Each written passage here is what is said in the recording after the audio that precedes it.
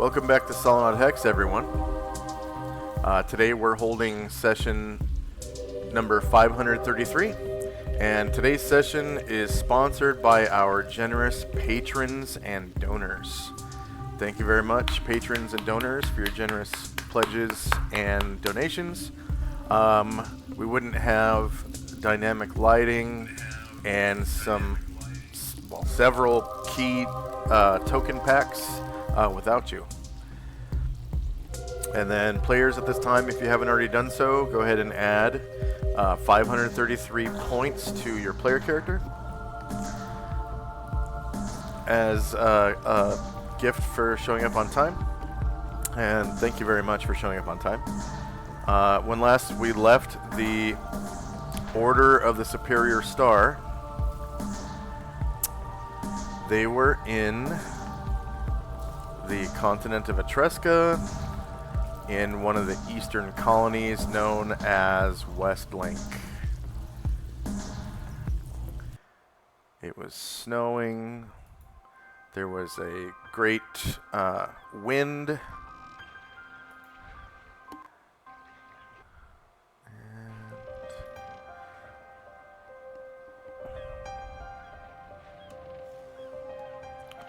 Very cold day.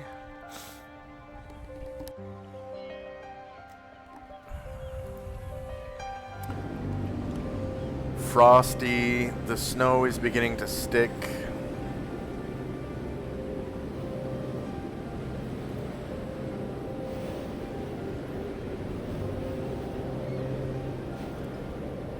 It is 5 minutes to 2 p.m. on February the 20th, the 12th year of the 5th Eon. And it looks like we were about to have Chandrax's move outside of combat. And I'll just see, Mystique is not here today. So I'll just put Mystique's token on the GM layer. And I think last time we played, Shinzo wasn't here, so I had him on the GM layer as well. Okay. So first up is Chandrak and Company. And you are here. I just want to make sure you guys are on the same map. Yep, okay. Whoops. Did you already move your token? Chandrak? Oh, you're muted, by the way.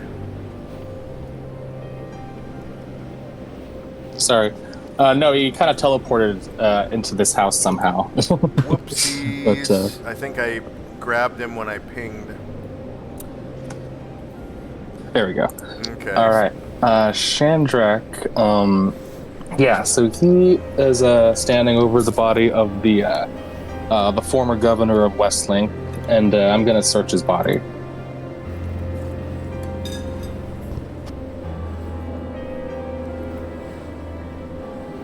Okay.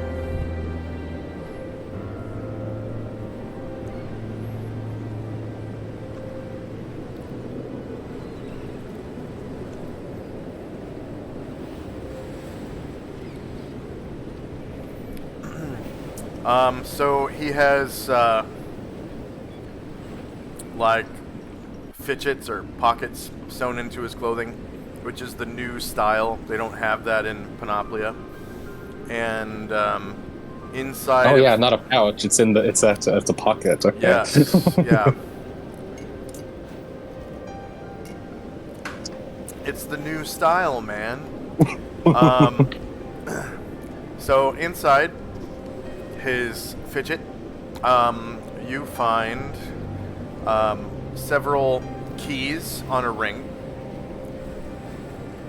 So they kind of look like, house keys.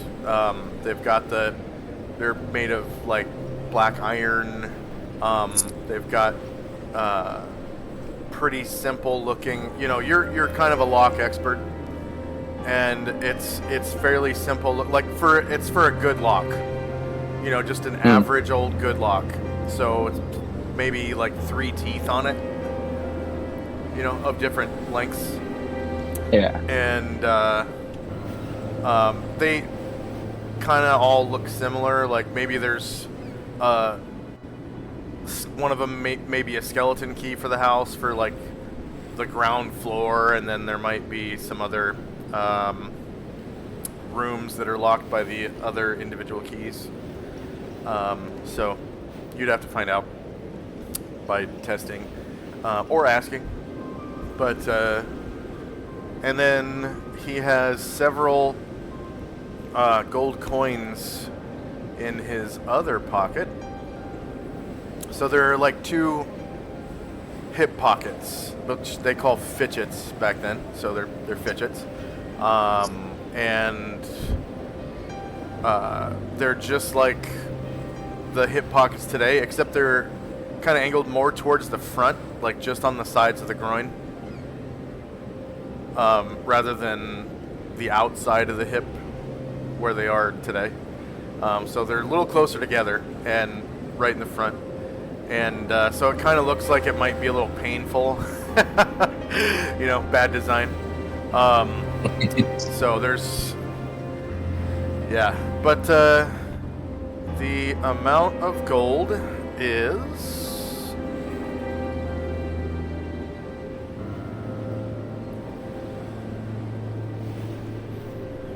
$30. Find 30 gold coins. Alright. Nice. Yeah, Shandrak will hold that up. It's like nice, a little pocket change. And then I'll, he was also carrying almost like a briefcase. Oh, and that, yes. that feels really heavy. And it is locked. Okay. Would Shandrak be able to open that up this round? Go ahead and roll an intelligence check with +1. Okay, I was going to try the key if I could. But, okay, there you go. Yeah, you don't have to roll one then. So you kind of cycle through the keys, and yes, one of them definitely works. So the lock kind of pops open, and the bag is unlocked now. All right, I'll pop it open. Okay. So inside you find a bunch of like extremely gaudy looking gold jewelry, tiaras, necklaces, armbands, ankle bands, rings. They're all it looks like unearthly make, like no terrestrial jeweler created this jewelry because of the weird non-Euclidean shapes of the objects. Everything is kind of off-balanced somehow and like pentagonal in design or star-like, just to describe the motifs, that is. So for existence, like when viewed from above, the crown, that's the first thing that you're able to pull out. It's like the largest bit of jewelry. So the crown, when viewed from the top, has almost like a starfish shape to it. And it's heavier in the front than in the back. And the surfaces have strange curves that would require tooling. Since you're almost like an expert at, appraising jewelry at this point, the tooling required to create surfaces like this is like beyond. Like, it's mind-boggling what kind of tooling it would take to, like, you can't even imagine what kind of tooling it would take to create jewelry like this. and it's all buffed to a golden shine and well kept, and it looks like maybe he was planning on wearing it on his descent to wherever the deep ones live. Oof! Wow. Okay, so that's what I can tell about the design. If I look at the crown, am I able to appraise and guesstimate how much this could be worth? Go ahead and give me a roll.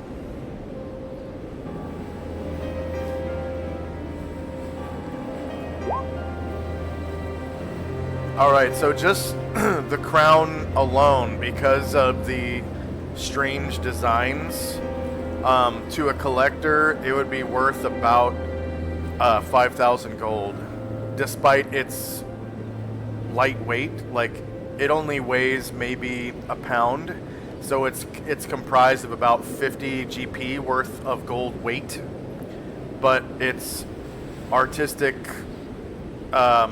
details increase the value drastically. So Wow. 50 GP becomes valued to 5,000.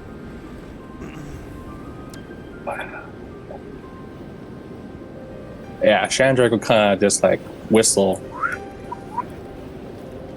Yeah, these whoever's making these is they are something else. Man, I really wish we had Tinner off. I wonder how we're supposed to how I can pawn these off now.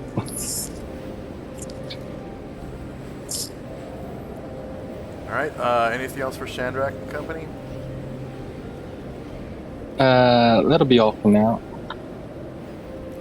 All right. So the bag has, several pounds worth of jewelry in it. We'll say that the bag itself is probably the same weight as a rucksack, which I believe is 2 pounds. And then it has roughly 3 pounds worth of jewelry, so it's like a 5-pound bag. Nice. And you can see several other jewelry articles inside. So next All up. right. Oh. No, I just I just like that crown. Yeah. Yeah. All right, Tenzi. Tenzi had this awesome move he was going to do in the battle, but since battle is over, he'll just walk up to this window, open it, or is it locked? 1 second. There you are. Yes. Yeah, it appears to be locked from the inside. You can see just inside the the glass panes are tiny. They're only like a couple inches on the side, and there's like a wooden framework in between. It keeps the cost of the glass low. So kind of looking in one of the tiny little panes, you can see near the bottom of the window there is a hand lock that like spins into place. It looks like a small bowl almost with a lever on it, and the side of the bowl kind of dips down into nothing. So as you turn the lever, the surface of the edge kind of spins upward so that it keeps tension against the dealy bob on the window in place. It's kind of hard to describe, but it's like the old school window locks.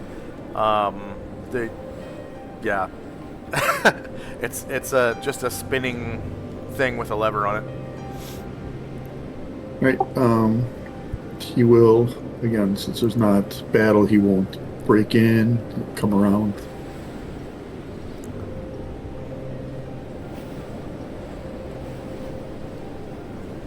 And he will try that door. Yeah, it looks like the door's not locked. Push it open and step in.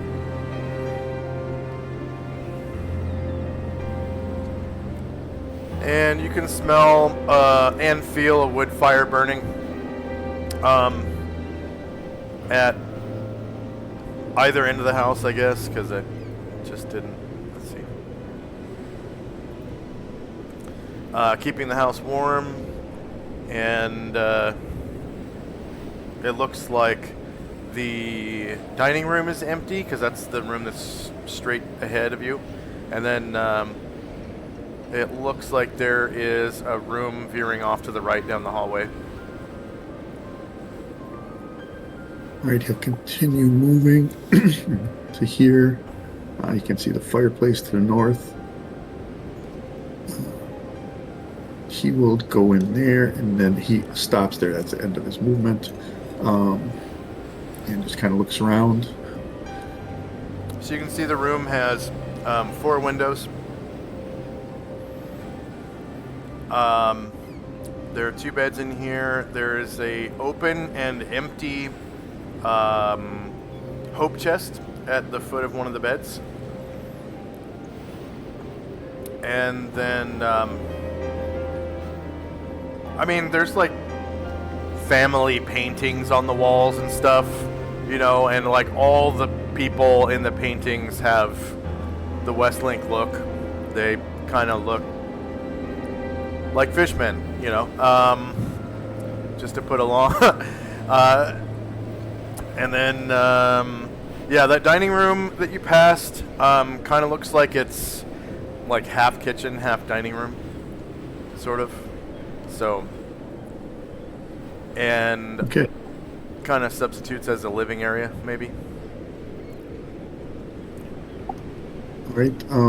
Felina and Yesma join up with the rest of the group outside the house, and that'll be it for us. All right. Lily. Lily will transform, will go in the house here. Lily's like, oh, Okay. this is weird. Yeah, you actually walk in, and it looks like a pottery shop.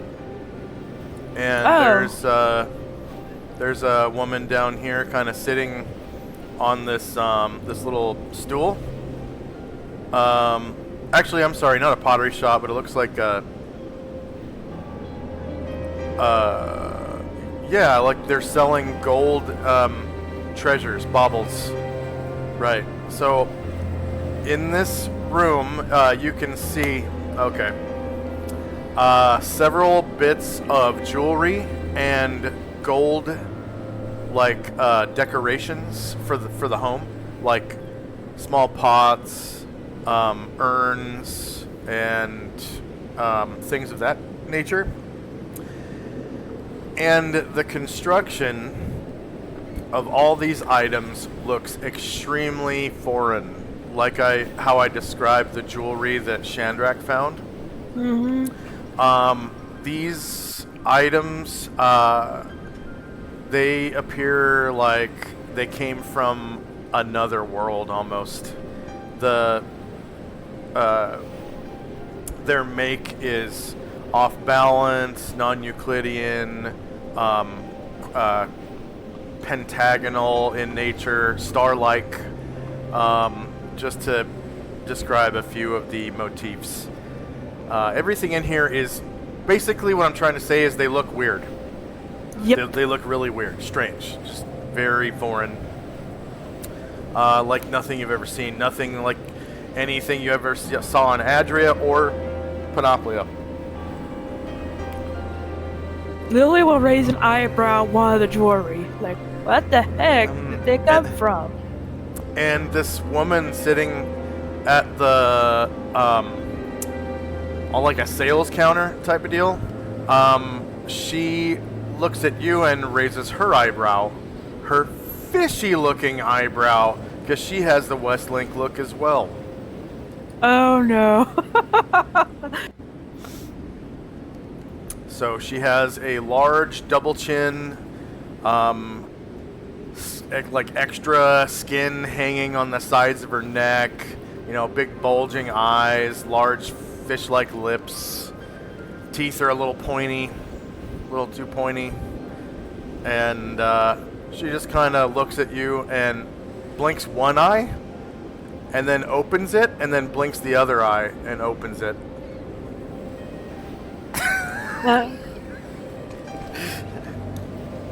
Yep, me and Wyke are getting the heck out of here. Like, good day.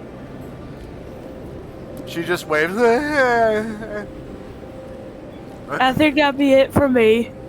Okay.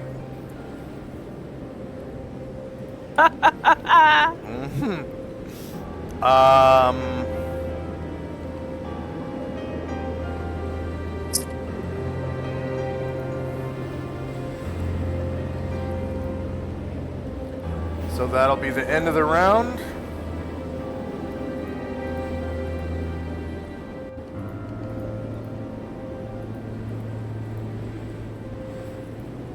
And, oh, yeah. First up is Shandrak again. Okay.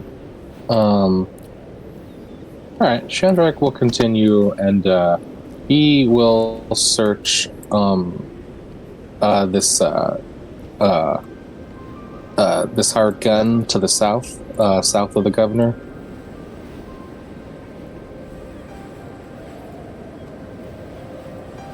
Oh. Okay. I could have sworn you already searched all those guys, but maybe I'm wrong. I thought no. I think we ended just as I was beginning searching. That's what I thought. Okay. Okay.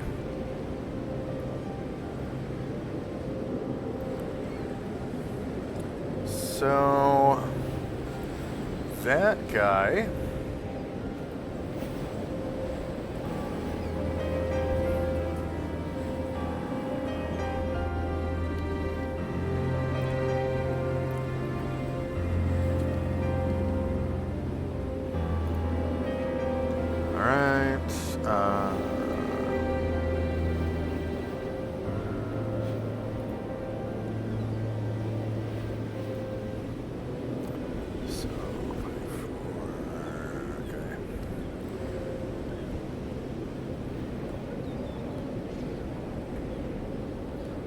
There we go.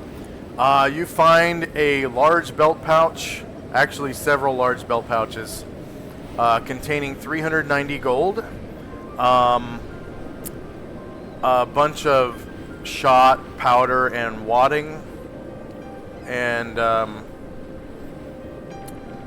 you know, like the bare necessities, like flint and steel,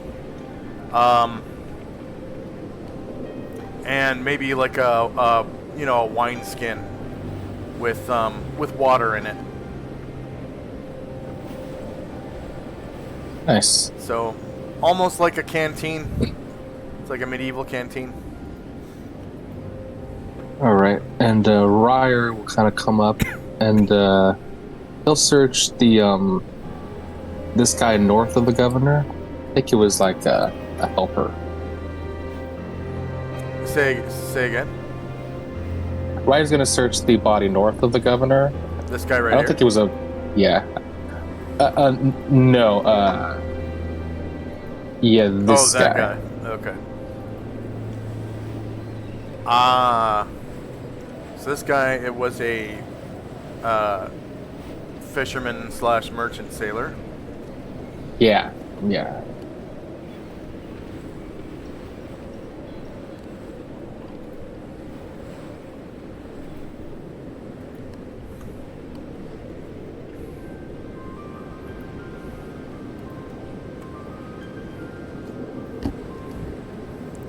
Okay.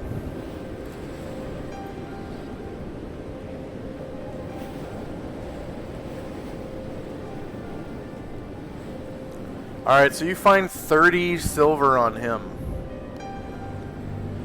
Okay.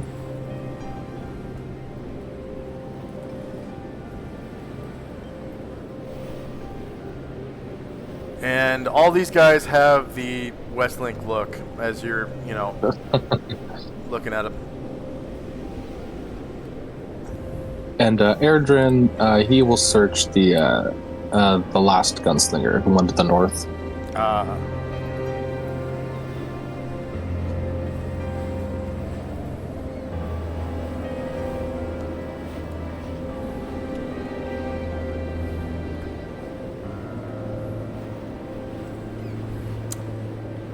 Alright, that guy in several pouches has 360 platinum coins. Oh. Yeah. Oh. It's kind of spread out among probably about 3 large pouches on his belt.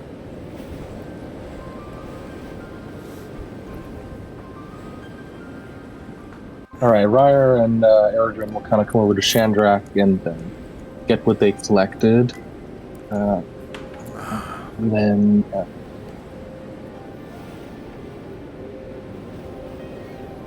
all right.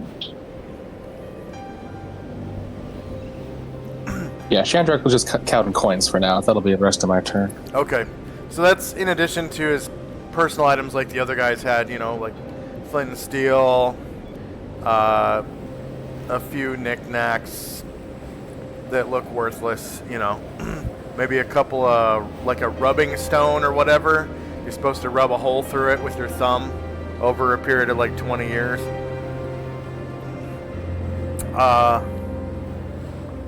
Next up is Tenzi and Company. Tenzi will continue exploring the house. All right.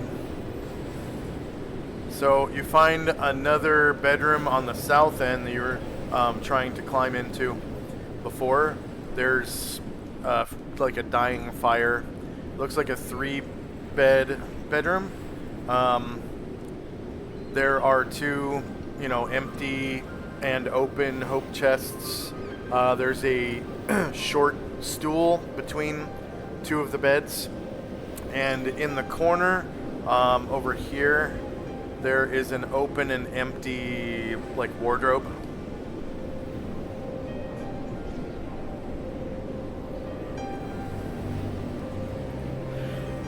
And then from the outside, this was just a 1-story house. Yes, yeah.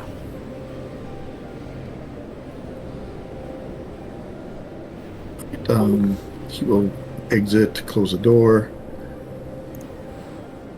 and join. Okay. It does look like the door has a lock on it, but it wasn't locked. And then this door here also looks like it has a lock on it, but it's unlocked, and the door is open still, actually. So anything else for Tenzi and Company? That will be it for us. All right. Lily and Company. Lily will go ahead and go here. See how our friends there. Waika will follow. You kind of squeeze by the skull of the giant monster Dagon and step into the alleyway with your friends.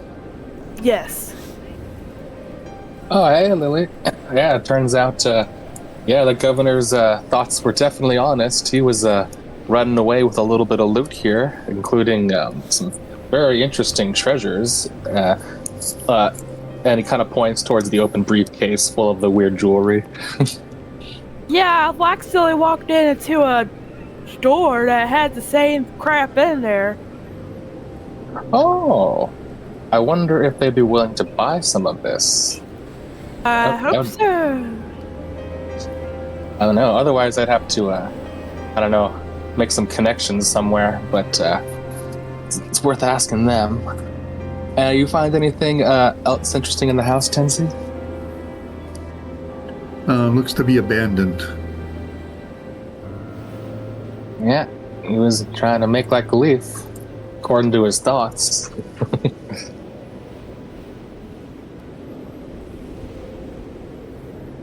Anything else for Lily? No. All right.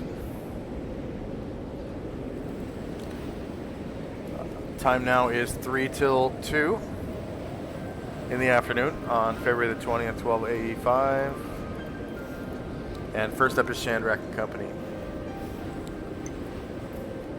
All right, Shandrak will walk over, and he will give Tenzi and Lily their share of the treasure, which I typed in the chat. So that's 120 platinum, 140 gold, and 10 silver per person.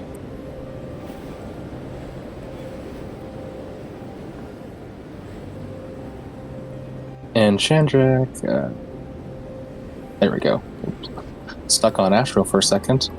He is going to, hearing about that shop, he's going to try to continue appraising some of the jewels in this chest.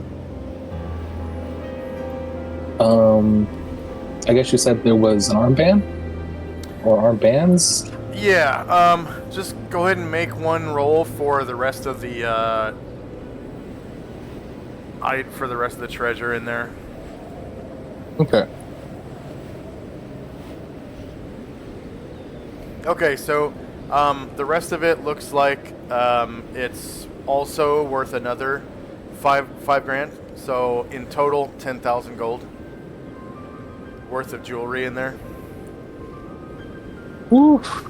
So it's necklaces, rings, anklets, armbands,